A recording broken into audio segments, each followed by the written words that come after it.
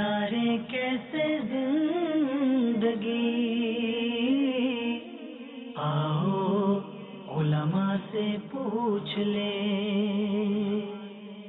आए जो मुश्किल पेश कोई, आओ उलमा से पूछ ले। الحمدللہ رب العالمین والصلاة والسلام علی سید الانبیاء والمرسلین، اما بعد فاعوذ باللہ من الشیطان الرجیم، بسم اللہ الرحمن الرحیم۔ الصلاة والسلام علیک یا رسول اللہ، الصلاة والسلام علیک یا حبیب اللہ، الصلاة والسلام علیک یا نبی اللہ، وعلی آلک واصحابک یا نور اللہ۔ فرمان مصطفیٰ صلی اللہ تعالی علیہ وآلہ وسلم ہے، جس نے مجھ پر ایک مرتبہ درود پاک پڑھا، اللہ تعالیٰ اس پر 10 رحمتیں نازل فرماتا ہے۔ صلو علی الحبیب صلی اللہ تعالی علی محمد صلی اللہ تعالی علیہ وآلہ وسلم۔ پیارے اور محترم اسلامی بھائیوں، آج بہت ہی اہم موضوع ہم لے کر حاضر ہوئے ہیں۔ الحمدللہ اللہ تعالیٰ نے ہمیں دیکھنے کی قوت سے نوازا ہے۔ آنکھیں اللہ تعالیٰ کی بہت ہی اہم نعمت ہے، بہت ہی بڑی نعمت ہے۔ اس کی قدر وہی جانے کہ جس کے پاس یہ نعمت فی الحال موجود نہ ہو۔ تو انشاءاللہ عزوجل آج اس آنکھ سے جو کام ہم کرتے ہیں، بالخصوص جس کو دیکھنا کہتے ہیں، نظر کرنا کہتے ہیں ایک دوسرے کی طرف، اس کے حوالے سے انشاءاللہ شرعی مسائل جو ہیں ہم اپنے سلسلے میں شامل کریں گے۔ جی ہاں، اس سے متعلق بھی بہت سارے شرعی مسائل ہیں۔ بہت ساری صورتوں میں دیکھنا منع ہوتا ہے، حرام ہوتا ہے۔ وہ کون کون سی صورتیں ہیں انشاءاللہ عزوجل ہم مفتی صاحب جو کہ ہمارے ساتھ موجود ہیں ان کی بارگاہ میں سوالات پیش کریں گے، انشاءاللہ اس کے جوابات حاصل کریں گے۔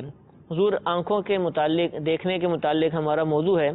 اللہ تعالیٰ کی بہت ہی پیاری نعمت ہے، اور آنکھ سے دیکھنے کے اندر انسان جو ہے با اختیار ہوتا ہے، کسی سے مدد لینے کی حاجت نہیں ہوتی، پوچھنے کی ضرورت نہیں، جہاں چاہے وہ آنکھوں کو استعمال کرے، پھیر لے، موڑ لے، جتنی دور تک دیکھنا چاہے دیکھ لے، جس شے کو دیکھنا چاہے دیکھ لے۔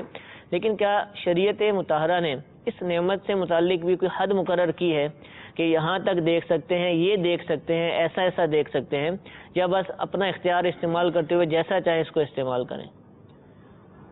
الحمدللہ رب العالمین والصلاة والسلام علی سید الانبیاء والمرسلین۔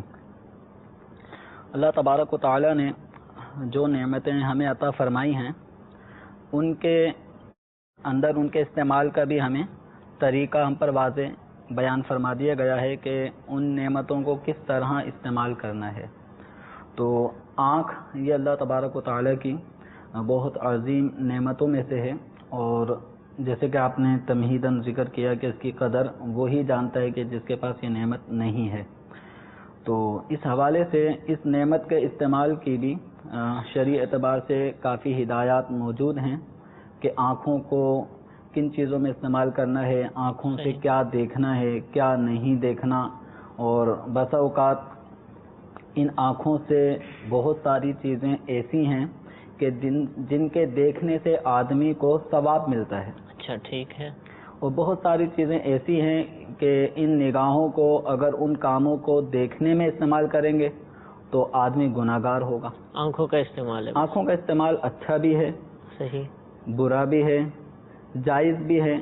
جائز کا مطلب یہ ہے کہ دیکھنے میں نہ گناہ ہے نہ ثواب ہے، ٹھیک ہے، مباح ہے، ٹھیک ہے۔ اور بعض چیزوں کو دیکھنا، بعض اشخاص کو دیکھنا، بعض ذاتوں کو دیکھنا، یہ ثواب کا کام ہے۔ صحیح۔ مثال کے طور پہ ان آنکھوں سے اگر دیکھنا ہے تو قرآن پاک کو دیکھیں، سبحان اللہ، اس نیت سے دیکھیں انسان کہ یہ اللہ تبارک و تعالیٰ کا کلام ہے، سبحان اللہ، جو اس نے اپنے بندوں کی ہدایت کے لیے اپنے سب سے آخری رسول سیدنا محمد رسول اللہ صلی اللہ علیہ وسلم سے نازل فرمایا۔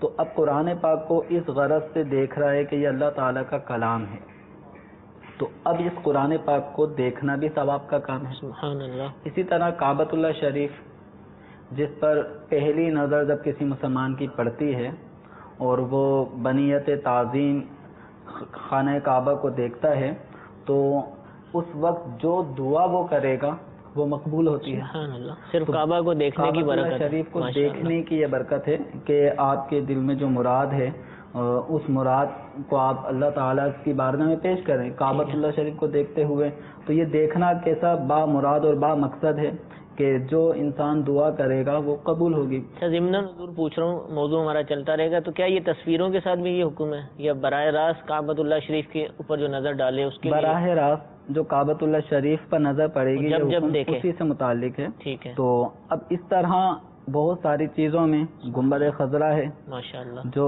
مسلمان عاشقان رسول ان کی آنکھوں کی ٹھنڈک ہے. الحمدللہ. گنبد خضرا کو دیکھ کے ایک تسکین ملتی ہے. الحمدللہ. سنہری جالیوں کو دیکھتے ہیں تو دل کو قرار آتا ہے، چین آتا ہے. اسی طرح ان آنکھوں کو دیکھنا ہے، ان آنکھوں کو استعمال کرنا ہے، دیکھنا ہے تو اپنے والدین کو بنظر محبت انسان دیکھے. سبحان اللہ. کہ ایک آدمی اگر اپنے والد یا والدہ کی طرف اگر نظر رحمت شفقت کرتا ہے، محبت کی نظر سے اپنے ماں باپ کو دیکھتا ہے کہ یہ وہ مقدس ہستیاں ہیں، مقدس ہستی ہے ماں یا باپ کہ جس نے مجھے پیدا کرنے میں اتنی مشقتوں کو برداشت کیا. سبحان اللہ. تو اگر انسان اپنے ماں یا باپ دونوں میں سے کسی ایک کو اگر بنظر محبت دیکھتا ہے تو اس کو حج مبرور کا ثواب دیا جاتا ہے. صحیح. تو صحابہ کرام علیہم رضوان نے اس موقع پر جب سرکار صلی اللہ تعالی علیہ وسلم نے اس کی فضیلت بیان فرمائی، عرض کیا کہ اگرچہ کوئی 100 مرتبہ دیکھے تو فرمایا اگرچہ 100 دفعہ دیکھے. تو یوں اگر دیکھنا ہے تو اپنے ماں باپ کو انسان دیکھے، اور اسی طریقے سے دیکھنا ہے تو پیارے آقا صلی اللہ تعالی علیہ وآلہ وسلم کا رخ انور، سبحان اللہ، یہ عظیم ہستیوں کو ان کے چہرے انور کے دیدار کی سعادت نصیب ہوئی. اور صحابی صحبت میں جو بارگاہ رسالت صلی اللہ تعالی علیہ وسلم نے حالت ایمان میں جس کو صحبت مصطفیٰ صلی اللہ تعالی علیہ وسلم نصیب ہوئی تو وہ صحابی کے مرتبے فائز ہوئے. صحابی ہونے کے لیے اگرچہ دیکھنا ضروری نہیں ہے، ٹھیک ہے، کہ صحابہ کرام علیہم رضوان میں نابینا صحابی بھی موجود ہیں، تو دیکھنا ضروری نہیں ہے. لیکن وہ ایک شعر بھی ہے نا کہ ان آنکھوں کا ورنہ کوئی مصرف ہی نہیں ہے، سرکار تمہارا رخ زیبا نظر ہے. تو نبی کریم صلی اللہ تعالی علیہ وسلم کا دیدار ہے. پھر ایک نظر وہ بھی ہے کہ جو جنت میں جنتیوں کو عطا ہوگی. وہ نظر کیا ہے کہ وہ جنتی جنت میں اللہ تبارک و تعالیٰ کا دیدار کریں گے. تو دیکھنا ہے تو ایسی با مقصد با مراد چیزوں کو انسان دیکھے کہ جس کا انجام اور جس کا نتیجہ وہ آخرت کی بہتری کی صورت میں ظاہر ہو. صحیح. کہ اگر ہم نے اپنی ان آنکھوں کو برا استعمال کیا تو برے استعمال میں بے شمار مثالیں ہمارے سامنے ہیں کہ فلم دیکھنا، کسی کا کھلا سطر دیکھنا، مرد کا عورت کے اعضاء کو بری نیت سے دیکھنا، تو یہ سب گناہ کے کام ہیں. ٹھیک ہے. تو یہ اس انداز میں اگر اپنی آنکھوں کو استعمال کیا تو یہ آنکھوں کا استعمال یہ جہنم کی طرف لے جانے والا ہے. اور بد نگاہی جو ہے وہ شیطان کی طرف سے ایک سمجھے بجھا ہوا تیر ہے. صحیح. تو جس طرح تیر انداز جو ہوتے ہیں وہ اپنے تیروں کو زہر سے آلود کر کے، ٹھیک ہے، اس کو گرم کر کے اس میں زہر لگا دیتے ہیں اور پھر جسم میں کسی کے گھونپتے ہیں تو وہ زہر کا بھی اثر ہوتا ہے، تکلیف کا بھی اثر ہوتا ہے، اور زہر بھی خون کے ذریعے پورے جسم میں سرایت کرتا ہے تو انسان کا یوں جان چلے جاتی ہے. تو یوں ہی جو بد نگاہی ہے، نظر ہے، یہ بھی شیطان کے تیروں میں سے خطرناک تیر ہے. تو ایسے موقع پر انسان کو اپنی نگاہ کی بھی حفاظت کرنی چاہیے کہ اپنی نظر یہ کہاں استعمال کر رہا ہے، کس چیز کو دیکھ رہا ہے. کہیں ایسا نہ ہو کہ ایسی چیزیں دیکھنا کہ جو انسان کو گناہ گار بنا رہی ہوں، آنکھوں کی نورانیت ختم ہو رہی ہو، پھر دل کی روحانیت ختم ہو رہی ہو. تو بسا اوقات ایسا ہوتا ہے کہ بعض روایات سے معلوم ہوتا ہے کہ ایک بزرگ جو حافظ قرآن تھے، ایک عورت کو یا ایک امرت کو، جو چھوٹے حسین بچے ہوتے ہیں، ان کو انہوں نے بنظر شہوت دیکھا. تو اس کی سزا میں ان کا جو قرآن پاک جو انہیں حفظ تھا وہ نعمت ان سے چھین لی گئی. پھر خیر ان کو بتایا گیا کہ وہاں ایک مقام پر ایک بزرگ ہیں، ان سے دعا کرائیں تو آپ کی یہ نعمت آپ کو واپسی مل سکتی ہے. تو وہاں پہنچے، پھر اللہ والے سے انہوں نے دعا کرائی تو ان کی دعا کی برکت سے ان کا حفظ قرآن کی نعمت انہیں دوبارہ نصیب ہو گئی. اس پر وہ بھی غور کریں کہ جو حفاظ کہلاتے ہیں، اب حافظ تو نہ رہے، قرآن پاک بھول چکے معاذ اللہ، تو وہ اس پہ غور کر لیں کہ ان کی نظروں کا معاملہ تو کیسا اصل ہے. یہ ہے کہ ہماری نگاہیں جی جس چیز کو ہماری نگاہ دیکھتی ہے صحیح. اس چیز کا کچھ عکس ہمارے ذہنوں پر ٹھیک ہے. جمتا ہے. ٹھیک ہے. اور بہت زیادہ ہم جب کسی چیز کو دیکھ رہے ہوتے ہیں صحیح. تو اس کا نقش جمتا رہتا ہے. صحیح. پھر وہ تصور، خیالات.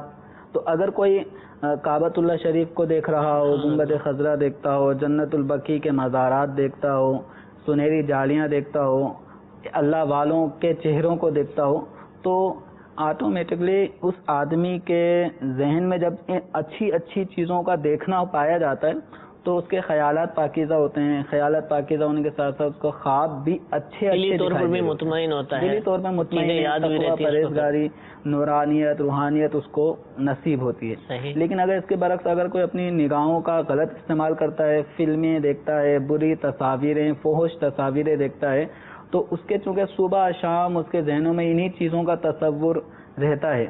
جیسی چیزیں دیکھے گا تصور ایسا آئے گا، اور اسی طرح کے گندے خواب بھی پھر انسان کو آتے رہتے ہیں. تو انسان کو اپنے نگاہ کی حفاظت کرنی ہے. اولاً اپنی نگاہ، ایک بزرگ کا بھی قول ہے اور اعلیٰ حضرت رحمۃ اللہ علیہ کے بھی سیرت میں یہ جملہ ملتا ہے کہ آپ نے ارشاد فرمایا تھا کہ پہلے نظر بہکتی ہے، پھر دل بہکتا ہے، اور پھر انسان کا نفس بہک جاتا ہے.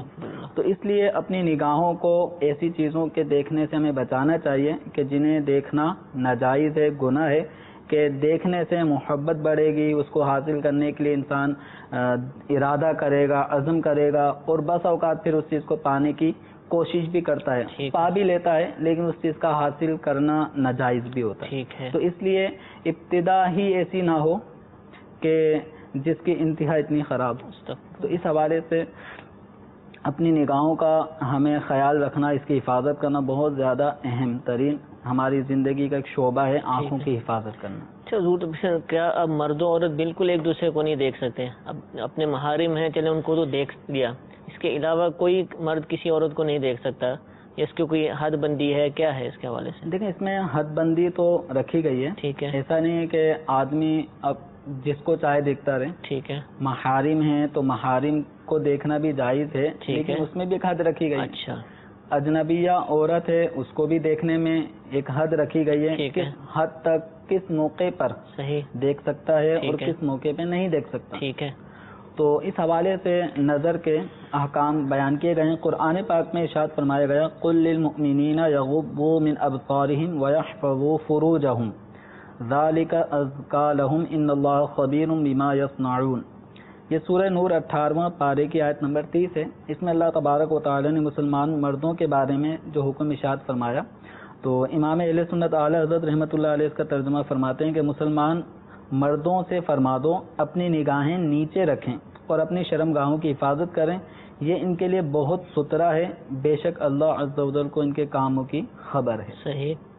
اسی طرح خواتین کو بھی حکم ہے کہ وہ بھی اپنی نگاہوں کو نیچے رکھیں. یعنی اس موقع پر ہے کہ جب مرد ایسے مقام پر ہے کہ جہاں عورتوں کا آنا جانا ہو رہا ہے، تو وہاں مردوں کو حکم ہے کہ وہ اپنی نگاہوں کو نیچے رکھیں. اسی طرح خواتین ہیں، وہاں مرد حضرات جا رہے ہیں آ رہے ہیں، تو ان خواتین کو حکم ہے کہ وہ مردوں کی مجلس میں مرد حضرات جہاں موجود ہیں وہاں سے اگر ان کا گزر ہوتا ہے تو اپنی نگاہوں کو نیچی رکھتے ہوئے وہاں سے گزریں. تو مرد اور عورت دونوں کو نیچی نگاہوں کا حکم ہے، اور اس کا آگے قرآن پاک میں یہ بھی فرمایا گیا نا ذالک ازکیٰ لہم، کہ یہ ان کے لیے ستھرا ہے. صحیح. یعنی ان کے لیے یہ پاکیزہ چیز ہے، ستھری چیز ہے کہ اپنی نگاہوں کی حفاظت کر. ٹھیک ہے. اچھا حضور، یہ جو آپ نے ارشاد فرمایا دیکھنے کے حوالے سے، تو اب یہ مرد اور عورت جو زندہ انسان ہے اس کے حوالے سے ہو نا، اگر کوئی تصویریں دیکھتا ہے، مرد عورتوں کی تصویریں دیکھتا ہے، عورت مردوں کی تصویریں دیکھتا ہے، تو کیا وہ اس حکم میں داخل ہوگا؟ تصاویر کا بھی وہی حکم ہے. ٹھیک ہے. کہ جس طرح مرد آمنے سامنے ایک دوسرے کو، مرد یا عورت ایک دوسرے کو دیکھیں تو اگر اس کا دیکھنا جائز ہے، جیسے اگر کوئی اپنی والدہ کے چہرے کو دیکھتا ہے تو والدہ کی تصویر اگر موبائل میں کسی بھائی نے بھیج دی، بہن نے بھیج دی، یا اس نے خود ہی اپنی والدہ کی تصویر کھینچ لی اور پردیس میں رہتا ہے، تو یوں والدہ کی تصویر دیکھ کر ایک دل کو سکون مل جاتا ہے. تو اب یہ والدہ کی تصویر دیکھنا جائز ہے. ٹھیک ہے. تو جس عورت کو دیکھنا ناجائز ہے اس کی تصاویر دیکھنا بھی ناجائز ہے. اور اسی طرح اب موبائل یا انٹرنیٹ کا دور ہے، تو اس طرح غیر عورتوں کا اپنی گھر کی خواتین کی تصاویر تو کوئی شیئر نہیں کرتا، ٹھیک ہے، نہ اپنی والدہ کی چلیں کسی موقع پہ عظمت کے پیش نظر کر دے تو کر دے، ورنہ کوئی اپنی بہنوں کی تصاویر شیئر نہیں کرتا وغیرہ. لیکن اجنبیہ عورتیں جو ایکٹرز ہیں ان کی تصاویر لوگ شیئر کر رہے عام ہوتے ہیں. اور اس میں بعض اوقات بعض خاص مواقع پر کسی خاص ایونٹ پہ تصاویریں شیئر ہو رہی ہیں کسی بھی وجہ سے، تو اس میں مذہبی حلیے والے لوگ بھی اس میں لگے ہوئے ہوتے ہیں. اب کسی کا کوئی برا کارنامہ ظاہر کرنے کے لیے کہ بھائی فلاں نے ایسا کام کیا تو اس کو شیئر کر رہے ہوتے ہیں. اب اس برائی کی خبر پھیلانے کے ساتھ ساتھ اس کی تصویر کو بھی عام کرنا کسی عورت کی دوسری جگہ جا رہی ہے. پھر بد نگاہی کا سامان الگ ہے، دیکھنے والا خبر پڑھنے کے ساتھ ساتھ بد نگاہی بھی کر رہا ہے. تو اس طرح بعض مذہبی حلیے والے بھی اپنی نادانی میں وہ اس طرح کر جاتے ہیں. صحیح. تو ان کو اس حوالے سے بھی توجہ دینی چاہیے کہ کسی ایک تو فحش چیز کو پھیلائیں نہ مسلمان. ٹھیک ہے. پھر دوسرا یہ کہ بد نگاہی کا سامان بھی نہ پھیلائیں. صحیح. اور خود بھی اس طرح کے اسباب کو ترک کر دیں. ایسے فرینڈس کے جو برے تصاویر شیئر کرتے ہیں تو ان کو انفرینڈ کر دیں. ٹھیک ہے. اپنی لسٹ سے نکال دیں. ٹھیک ہے. تاکہ آپ کو بد نگاہی کا سامان آپ کے موبائل میں بھی فراہم نہ ہو. صحیح. پھر بھی عورت چلے مرد عورت کو دیکھے اس کے حوالے سے، عورت مرد کو دیکھے، کتنا ہے اس کی حد تو کوئی ہوگی نا؟ محارم تو چلے آگے اس کے اندر. اب اس میں دیکھیں ایک ہے مرد اور مرد آپس میں ایک دوسرے کو دیکھنا، مرد کو دیکھے، عورت کو دیکھے. ٹھیک ہے. یہ یعنی ہر ایک جنس اپنی ہی جنس کو دیکھے. اس حوالے سے حکم یہ ہے کہ مرد کا مرد کو دیکھنا، صحیح، عورت کا عورت کو دیکھنا. ٹھیک ہے. تو یہ چونکہ ہمارے سر سے لے کے پاؤں تک پورا ایک جسم ہے، تو جسم پہ میں چہرہ ہے، گردن، پیٹ، کمر، رانیں، یہ سب آ جاتی. تو کتنی حد تک ایک آدمی دوسرے آدمی کو دیکھ سکتا ہے، ایک عورت دوسری عورت کو دیکھ سکتی ہے؟ تو فقہاء کرام نے اس کی جو مقدار بیان کی ہے وہ یہ ہے کہ ناف سے لے کے گھٹنے سمیت، گھٹنے شامل ہیں. ٹھیک ہے. تو ایک آدمی دوسرے آدمی کے اتنے حصے کو نہیں دیکھ سکتا. مرد کی بات فرمائیں. یہ مرد کو. ٹھیک ہے. اسی طرح عورت دوسری عورت کو، ٹھیک ہے، اس کی ناف اور گھٹنے سمیت یہ ان اعضاء کو نہیں دیکھ سکتا. ٹھیک ہے. اس کے علاوہ کمر، سینہ یا گردن، اس کو ایک آدمی دوسرے آدمی کی طرف نظر کر سکتا ہے. اسی طرح پنڈلی ہے، پاؤں ہے، تو ایک آدمی دوسرے آدمی کی پنڈلی دیکھ سکتا ہے. اسی طرح عورت کے لیے بھی یہ گنجائش ہے کہ وہ نظر کر سکتی ہے. ٹھیک ہے. اچھا، اب آ جائیں کہ ایک آدمی کا اجنبیہ عورت کو دیکھنا. ٹھیک ہے. اجنبیہ کی وضاحت فرمائیے. اجنبیہ وہ عورت ہوتی ہے کہ جس عورت سے کسی آدمی کا نکاح کرنا جائز ہوتا ہے. جیسے اس کی کزن ہے، جیسے خالہ، ماموزات، اجنبی ہیں، اس کے لیے سب اجنبیہ ہیں. بظاہر عام طور پر اجنبی ان معنوں میں نہیں کہ بالکل ان نون پرسن ہے. ٹھیک ہے. وہ ہے اس کی اپنی جاننے والی، ہر وہ خاتون، ہر وہ عورت کی جس سے نکاح ہو سکتا ہے، چاہے وہ رشتہ دار ہے چاہے وہ رشتہ دار نہیں ہے. ہاں، رشتہ دار ہو یا نہ ہو، جس عورت سے نکاح ہو سکتا ہے تو وہ شرعی اعتبار سے اجنبیہ کہلاتی ہے. اس اجنبیہ عورت کو دیکھنے میں صحیح یہ ہے کہ اس کا جو چہرہ ہے، ٹھیک ہے، اس کے چہرے کو بھی دیکھنا منع ہے. اس کے بالوں، اس کے کان، گردن، یہ پوری جو اس کی جسم کی باڈی ہے، ٹھیک ہے، اس کو یہاں تک کہ اس کے قدموں کو بھی دیکھنا، جبکہ دیکھنے میں شہوت آ رہی ہو پھر تو دیکھنا منع ہے. لیکن فقہاء کرام نے جوان عورت کو کسی آدمی کے لیے کہ وہ جوان عورت کو دیکھے، اس بارے میں ارشاد فرمایا کہ اگر شہوت نہ بھی ہو تب بھی مرد کسی اجنبی عورت کے چہرے کو نہ دیکھے، نہیں دیکھ سکتا. کیونکہ دیکھنے میں، چہرہ دیکھنے میں اس کے محاسن کی وجہ سے یہ شہوت ابھر سکتی ہے، بری لذت اور بری سوچ اس کے ذہن میں آ سکتی ہے. تو اس اعتبار سے دیکھنا عورت کو منع ہے. ٹھیک ہے. مرد عورت کو، اجنبی عورت کو نہیں دیکھ سکتا. لیکن اب اس کے معاملے میں اس کے برعکس ایک اجنبی عورت ہے، ٹھیک ہے، وہ کسی اجنبی مرد کو دیکھتی ہے، تو اس کے بارے میں یہ ہے کہ اجنبی مرد کے چہرے کو وہ دیکھ سکتی ہے جبکہ اس کو بری سوچ، برا خیال، گندی لذت کا اندیشہ نہ ہو. ٹھیک ہے. اگر کسی کو ایسا شائبہ گزرتا ہے کہ کسی آدمی کو دیکھنے میں اس کے خیالات بڑھتے ہیں، برے خیالات آتے ہیں، تو اب عورت کے لیے کسی ایسے آدمی کو دیکھنا جو اجنبی ہے جائز نہیں ہے. اب یہ مدنی چینل کا حکم اسی میں، مدنی چینل کا حکم اسی میں ہے. ٹھیک ہے. کہ یہ عموماً بہار شریعت کے اس جزیے کو مدنی چینل پر بار بار آپ نے دیکھا ہوگا جی جی مختلف مواقع پر چلایا جاتا ہے. صحیح. تو میں بھی بہار شریعت کے اس حصے کو، اس جزیے کو پڑھ کے سنا دیتا ہوں. ٹھیک ہے. کہ عورت کا مرد اجنبی کو دیکھنے کا کیا حکم ہے. صحیح. اور عام طور پہ دارالفتہ میں بھی یہ سوالات آتے رہتے ہیں کہ مدنی چینل پہ مرد کو عورتیں دیکھ رہی ہوتی ہیں تو یہ کا دیکھنا جائز ہے. صحیح. تو اس حوالے سے بار بار چونکہ مدنی چینل پہ چلایا جاتا ہے اور اس موقع پہ چونکہ ہمارا یہ سلسلہ یہ آج دیکھنے کے حوالے سے، تو بہار شریعت کا یہ جزیہ جو عورتوں کے لیے ہے وہ میں پڑھ کے سنا دیتا ہوں کہ عورت کا مرد اجنبی کی طرف نظر کرنے کا وہی حکم ہے جو مرد کا مرد کی طرف نظر کرنے کا ہے. صحیح. اور یہ اس وقت ہے کہ عورت کو یقین کے ساتھ معلوم ہو کہ اس کی طرف نظر کرنے سے شہوت نہیں پیدا ہوگی، اور اگر اس کا شبہ بھی ہو تو ہرگز نظر نہ کرے. صحیح. تو مرد کا مرد کو دیکھنے کی طرف نظر کرنے کا حکم یہ بتا دیا کہ ناف سے لے کے گھٹنوں سمیت ایک آدمی دوسرے آدمی کے ان حصوں کو نہیں دیکھ سکتا، اس کے علاوہ بقیہ اعضاء کو. یہ تو ساری جوازی صورتیں نا، ورنہ حیا کا تقاضا تو یہ کہ جسم ڈھکا ہی رکھا. ہاں بالکل، جسم ڈھکا ہونا چاہیے. اور یہ عام طور پہ ہمارے خاص کر گرمی کے موسم میں بعض مرد حضرات بالکل ہی وہ تہبند پہن کے یا شلوار پہن کے آ جاتے ہیں، بنیان بھی نہیں ہوتی، بنیان نہیں ہوتا. تو حیا کا تقاضا یہ ہے کہ کم سے کم بنیان ہونا چاہیے. لیکن اگر بنیان نہیں ہے تو اب اس کے اندر لیکن ناف سے نچلا حصہ سب چھپا ہوا ہے. نکر ہوتی ہے بعض دفعہ وہ گھٹنوں سے اوپر ہی ہوتی ہے. تو یہ جس میں ران کھلی ہو ایسے نیکر پہننا یہ جائز نہیں ہے، جبکہ کوئی بد نگاہی کر سکتا ہو، یعنی جس کو دیکھنا جائز نہیں ہے اس کی ران کی طرف. جیسے بیوی ہے، بیوی دیکھ سکتی ہے. بیوی کے علاوہ جو چاہے اپنی بہنیں ہوں، چاہے والدہ ہوں، یا اجنبی کوئی عورت ہو یا مرد ہو، مرد کوئی بھی ہو تو وہ چونکہ کسی دوسرے مرد کی ران نہیں دیکھ سکتا، تو ایسا لباس بھی نہیں پہن سکتے. اچھا، اب یہاں معاملہ ایک مرد کے لیے مختلف عورتیں ہوتی ہیں. اس میں اس کی محارم عورتیں بھی ہوتی ہیں، غیر محارم عورتیں بھی ہوتی ہیں جن کو اجنبیہ کہا جاتا ہے. اسی طرح بیوی بھی ہوتی ہے.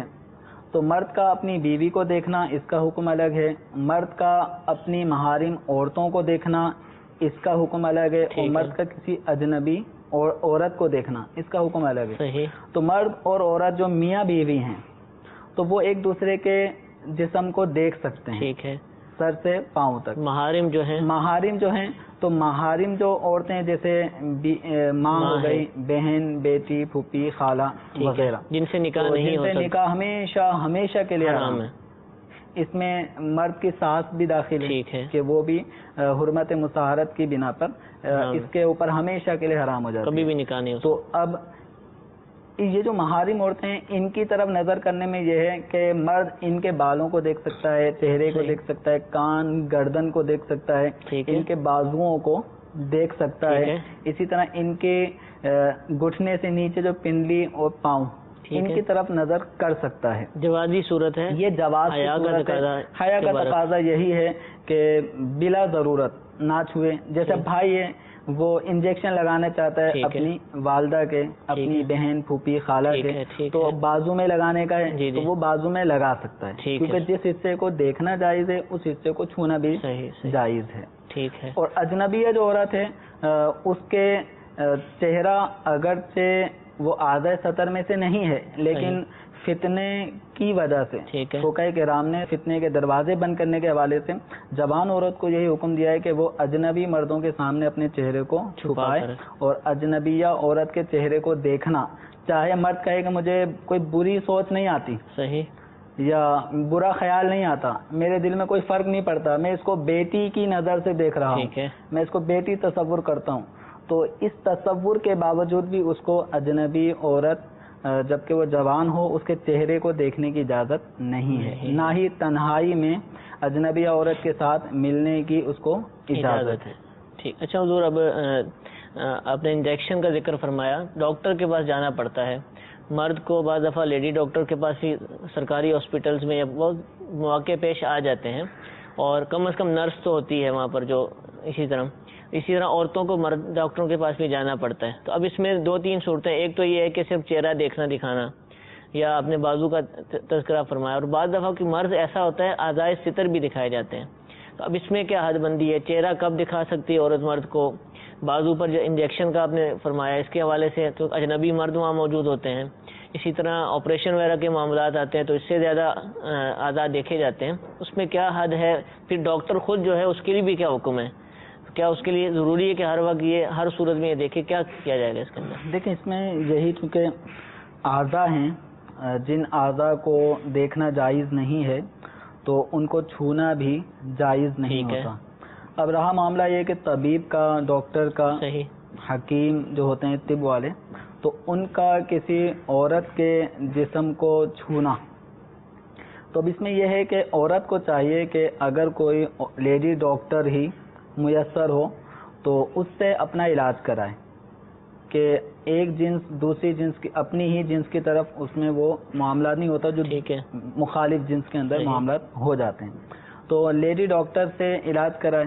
اسی طرح مرد کو بھی چاہیے کہ اس کے علاقے میں اگر کوئی لیڈی ڈاکٹر بھی ہے اور جینٹس بھی ہے، مرد بھی ہے، تو اس کو چاہیے مرد سے علاج کروائے اپنا. ڈاکٹر میں تو ضرور ہو جاتا ہے، نرس جو ہوتی ہے نا، وہ کمپاؤنڈر کہتے ہیں جس کو، وہاں آدمی پھنس جاتا ہے ہاسپٹلس کے اندر جو ہے.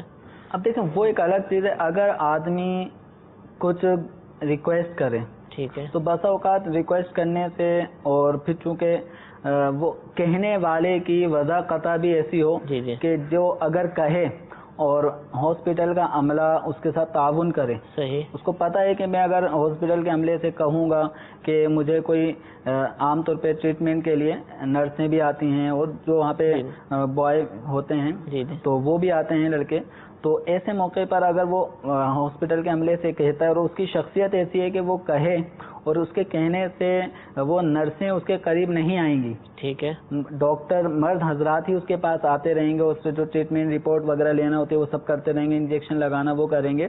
تو اگر یہ ریکویسٹ کرنے سے وہ سب کام ہو جاتے ہیں تو ایسی صورت میں اس پہ ضروری ہوگا کہ جبکہ ایسے مشترکہ ماحول میں جہاں نرس، مرد، عورت یہ سبھی ٹریٹمنٹ کرتے ہوں، تو ایسے موقع پر اس کو کہنا ضروری ہوگا تاکہ اس کے جسم کو کوئی اجنبی عورت ہاتھ نہ دیکھے.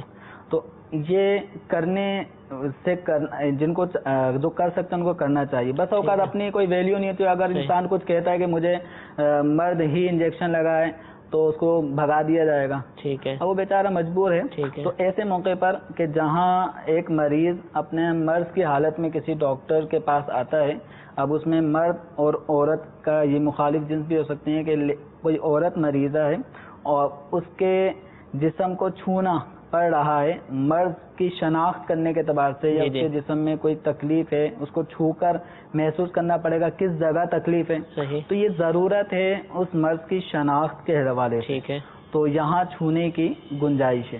اسی طرح بسا اوقات کپڑا ہٹا کے دیکھنا پڑتا ہے، تو جتنی ضرورت ہو بقدر ضرورت جسم کا کپڑا ہٹا کر اس حصے کو دیکھنے کی بھی یہاں پہ گنجائش ہے، ٹھیک ہے. لیکن بلا ضرورت بہت زیادہ کپڑا ہٹا دینا صحیح تو اس کی اجازت نہیں ہے، ٹھیک ہے. تو یہ ہمارے ہاں جب انجیکشن وغیرہ خاص طور پہ جب لگ رہے ہوتے ہیں تو عمومی طور پہ بعض اوقات ایک کامن سا حصہ ہوتا ہے جہاں وہ کمپاؤنڈر ہوتا ہے، وہ پرچی دیکھتا ہے یہ انجیکشن لگانا ہے، یہ کرنا ہے، تو بس اوقات مرد ہی ہوتا ہے، ٹھیک ہے، تو وہ مرد ہی انجیکشن لگا رہا ہوتا ہے، مردوں کو بھی اور عورتوں کو بھی، ٹھیک ہے. بس اوقات ایسی جگہ ہوتی ہے کہ جو مردوں کو عورتیں نظر آ رہی ہوتی ہیں، عورتوں کو مرد نظر آ رہے ہوتے ہیں، انجیکشن لگ رہا ہوتا ہے، تو انجیکشن جس کے لگ رہا ہوتا ہے اس کو سب دیکھ رہے ہوتے ہیں، اب عورت کو لگ رہا ہے تو عورت کو بھی دیکھ رہے ہیں. تو جو جس کے لیے چلیں گنجائش ہے کہ انجیکشن لگانا پڑ رہا ہے تو اس کے لیے بقدر ضرورت اس حصے کو چھونا دیکھنے کی گنجائش ہے. جو بقیہ ناظرین ہیں ٹھیک ہے ان کو دیکھنا کسی عورت کے بازو کو اجنبی عورت کے جائز نہیں ہے، ٹھیک ہے. تو اس موقع پر اگر یہ ممکن ہو کہ آستین کے اوپر سے بھی انجیکشن اگر لگنا ممکن ہے، بسوں کا لگا بھی دیتے ہیں، تو اگر لگنا ممکن ہے تو پھر اس کو نہ کھولیں، آستین پوری. اب چونکہ یہ انجیکشن لگنا یہاں تو پوری آستین، اب یہ سب کلائی بھی ظاہر ہوتی ہے، حالانکہ انجیکشن ایک مخصوص حصے میں لگتا ہے، تو یہ پوری آستین کھول کے بیٹھ جاتی ہیں. خواتین بھی اس بات کا خیال نہیں رکھتی کہ ہماری کلائی اجنبی مرد کے لیے دیکھنا جائز نہیں ہے. ٹھیک ہے. تو ان کو بھی خیال کرنا چاہیے اور مرد حضرات کو بھی ایسے موقع پہ خیال کرنا چاہیے کہ جس حصے پہ انجیکشن لگ رہا ہے خاص اسی کی طرف نظر رکھیں, بقیہ اس کے جسم کی طرف نظر نہ ڈالیں. بہت حساس یعنی معاملہ ہے معاملہ حساس. اور اس طرح کے کیسز یہ میڈیا پہ بالکل واضح اور عام آتے رہتے ہیں آئے دن کہ اس طرح ہو گیا, اور ڈاکٹرز نے مریضہ اور اس طرح کے معاملات ہوتے رہتے ہیں. اللہ تعالی ہم سب کو حیا عطا فرمائے, ہماری نظروں میں حیا پیدا فرمائے. آمین آمین. کچھ کالز ہمارے پاس موجود ہیں, ان کو شامل سلسلہ کرتے ہیں. جی کال سنائیے. محمد احمد رضا اتاری بات کر رہا ہوں باب المدینہ کراچی سے. میرا سوال یہ ہے کہ سسر جو ہوتا ہے اس کو وہ جب شادی کے لیے اپنے بیٹے کے لیے کوئی لڑکی دیکھنے جاتے ہیں اور اس کے بعد جب شادی ہو جاتی ہے تو کیا ان کے بیچ میں پردہ ہوتا ہے یا نہیں؟ میرا اتنا سوال ہے. جی جی. باب المدینہ سے پوچھ رہے ہیں کہ سسر کا جو اپنی بہو سے پردہ یعنی جب شادی ہو کر آ گئی ہے تو یہ, اور اس سے پہلے یہ بھی ارشاد فرمائی کہ لڑکی دیکھنے کے لیے جب جاتے ہیں رشتے وغیرہ کے لیے تو اس وقت بھی کیا احکام ہے, کون کس کو دیکھ سکتا ہے, کتنا دیکھ سکتا ہے, یہ بھی ارشاد فرمائیے. ایک مرد کا کسی اجنبیہ عورت کہ جس سے نکاح کر سکتا ہے اس کو دیکھنے کی جواز کی ایک صورت یہ ہے کہ اس کا کسی عورت سے نکاح ہونا ہے. ٹھیک ہے. اور ابھی تلاش جاری ہے. صحیح. تو عام طور پہ یہ ہمارے ہاں لڑکیاں تلاش کی جا رہی ہوتی ہیں, سے لڑکیاں والے لڑکوں کی امید میں ہوتے ہیں, تلاش کرتے ہیں. تو اب یہ ایک موقع ایسا ہے کہ جس میں لڑکا اس لڑکی کو جس کے ساتھ اس کا نکاح ہونا ہے, بات چیت چل رہی ہے, تو اس کو دیکھ سکتا ہے. ٹھیک ہے. کہ حدیث مبارکہ میں اس کے حوالے سے ارشاد فرمایا گیا ہے کہ جس سے نکاح کرنا چاہتے ہو اس کو دیکھ لو, یہ بقائے محبت کا ذریعہ ہوگا. صحیح. اسی طرح عورت اس مرد کو جس نے اس کے پاس پیغام پہنچایا ہے, عورت بھی اس کو دیکھ سکتی ہے. تو لیکن دیکھنے میں دونوں کی نیت محض لذت حاصل کرنا نہ ہو. دونوں کی نیت اس میں یہ ہو کہ اس حدیث پر ہم عمل کر رہے ہیں. ٹھیک ہے. تو فقہ کرام نے یہ بھی بیان فرمایا کہ دیکھنے کی نیت یہ ہو کہ حدیث پر عمل کر رہے ہیں, تو یوں مرد دیکھ سکتا ہے. ٹھیک ہے. اب اس طرح اس حدیث کے تحت اور دیگر احادیث جو اس موضوع سے متعلق ہیں ان کے تحت شارحین حدیث نے اس بات کو بھی لکھا ہے کہ دیکھنے کا انداز ایسا نہ ہو کہ باقاعدہ جیسے لڑکی کو لایا جا رہا ہے کہ لڑکا بھی دیکھے. اب اس کے بعد بس اوقات پسند اور ناپسند دو چیزیں ہوتی ہیں, یا تو انسان سلیکٹ کر لیتا ہے, ریجیکٹ کر دیتا ہے. ٹھیک ہے. تو اب یہ جو دکھانے کے بعد, اور ظاہر بات ہے اتنا جو اہتمام ہوتا ہے وہ کوئی پانی پلا کے تو نہیں بھیجا جاتا, باقاعدہ اہتمام کرتے ہیں لڑکی والے. اب اس کے بعد دیکھنے کے بعد فوری طور پہ تو جواب نہیں دیا جاتا, کچھ وقت کے بعد جواب دیا جاتا ہے. اب اس میں ریجیکٹ کر دیا جاتا ہے. صحیح.